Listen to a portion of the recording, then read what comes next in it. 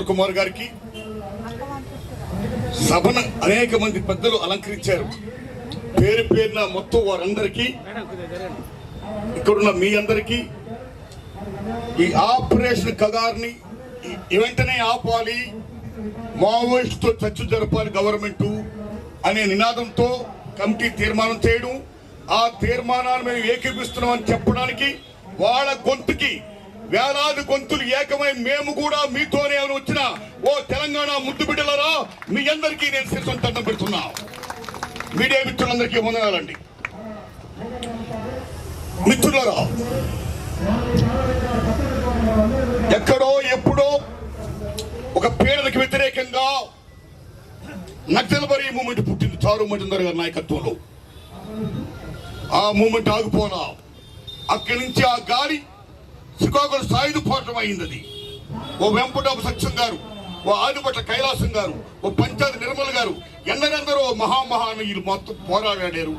అప్పుడు home minister తెల వెంకటరావు గారు 69లో దుర్మార్గంగా చాలా మందిని చంపేశాడు ఆయన ఉద్యమం చేయడం కోసం. చాలా కిరాతకంగా ఆయన ఉద్యమం ఆగరా. ఆ గాలి తెలంగాణ వైపు వీచింది, తెలంగాణలో పురుడు పోసుకుంది, అమోఘంగా విజయాలు సాధించింది. ఇక్కడి నుంచి ఉద్యమం మొత్తం దేశ నలుమూలలో వ్యాపించింది. ఎక్కడ ఎందుకు వ్యాపించింది ఈ ఉద్యమం? ఈ నక్సల్బరీ ఉద్యమం ఎందుకు వ్యాపించింది? ఎక్కడ అణిచివేత ఉంటుందో, ఎక్కడ పీడన ఉంటుందో, ఎక్కడ దోపిడీ ఉంటుందో అక్కడ ఉద్యమం ఉంటుంది. ఎందుకంటే అడిగినోడు నక్సలైట్, అడిగినోడు ఆల్ రైట్. కాబట్టి అలాంటి నక్సల్ ఉద్యమాన్ని మేము అణిచేస్తాం, మేము కాలు రాసేస్తాం, మేము చంపేస్తాం, మేము పీకేస్తాం అంటే హౌ ఇట్స్ పాసిబుల్?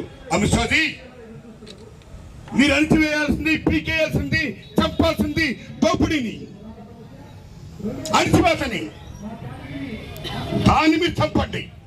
ఎందుకంటే ఆనాడు ఎన్టీ రామారావు హయాంలో ఆపరేషన్ గ్రేహౌండ్ స్టార్ట్ చేశారు ఉద్యమాన్ని అణచివేయడం కోసం. ఉద్యమం ఆగిందా? లేదు. మళ్ళా భారతదేశంలో ఆటంకవాదులను వేరే వేయాలి అని central government of India operation green heart ఏర్పాటు చేసింది. అనేక మంది చంపేశారు.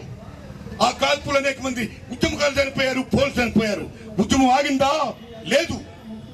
మళ్ళా ఏ ఉద్యమాన్ని అణచివేయడం కోసం, ఏ ఆదివాసుల కోసం ఈ ఉద్యమకాలు ఫైట్ చేస్తున్నారో, ఏ పీడిత ప్రజల కోసం ఈ ఉద్యమకాలు ఫైట్ చేస్తున్నారో, అదే ఆదివాసులు అదే ప్రజల్లో విభజించుకోవాల్సిన తీసుకురావడం ఒక సల్వాయుడం వచ్చింది.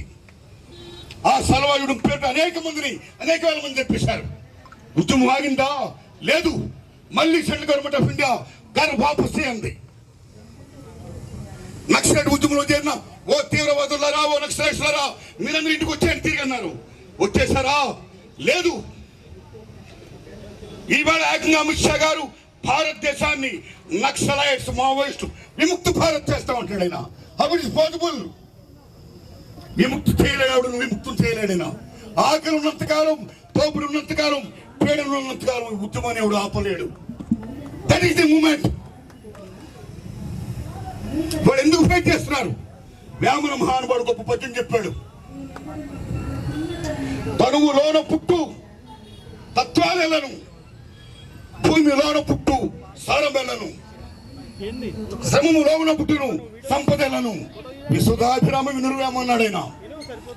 ఈ నక్సలైట్స్ నుంచి వేయడం అనేది వాళ్ళ మెయిన్ ఎజెండా. ఎందుకంటే బికాస్ అదాని అంబానీలకు, వేదాంతాలకు, కార్పొరేట్లకు ఆదివాసీల నేల కింద కాలు కింద ఉన్న ఖనిజ నిక్షేపాలను మొత్తం కొలగొట్టడానికి, ఇవ్వడానికి, సంపద దోచిపెట్టడానికి.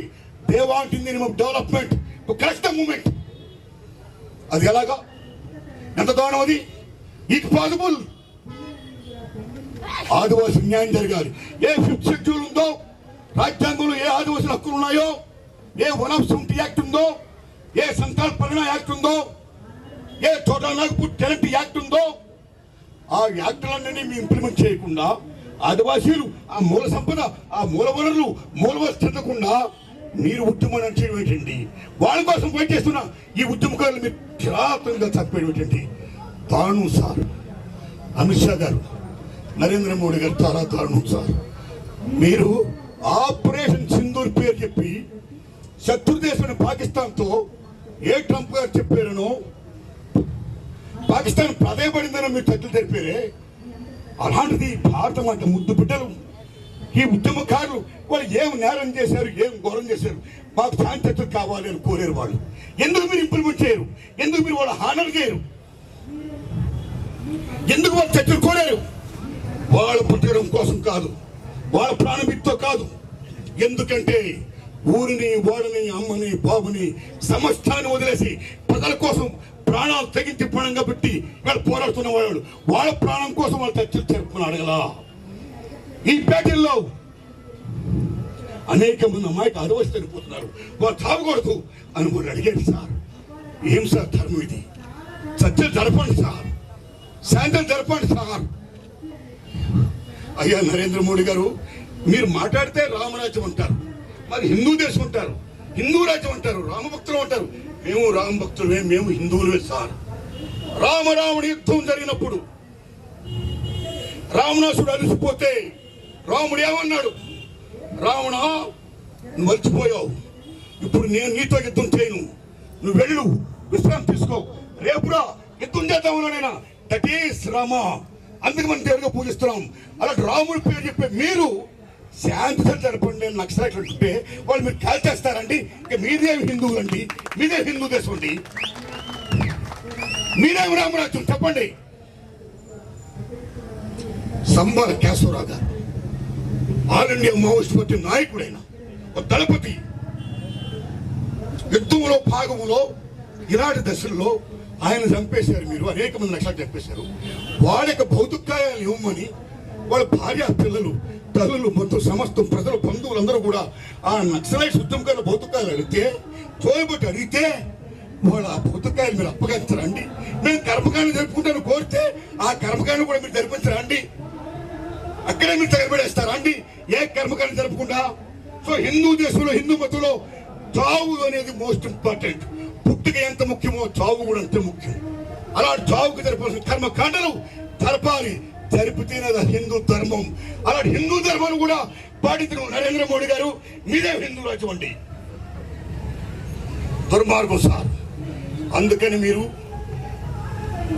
ఛత్తీస్గఢ్ నుంచో, జార్ఖండ్ నుంచో, దండకారం నుంచో 6 రోడ్లు టు ఢిల్లీ, 6 రోడ్లు టు బాంబే, 6 రోడ్లు టు ఆల్ ఓవర్ ఇండియా అని డెవలప్మెంట్ కోసం అదాని రంభాలకు చేయకుండా వాళ్ళకి విద్యా వైద్యాలు ఇప్పించండి, వాళ్ళ హక్కులు కావాలకుండా ఆలోచన హక్కులు కాపాడండి.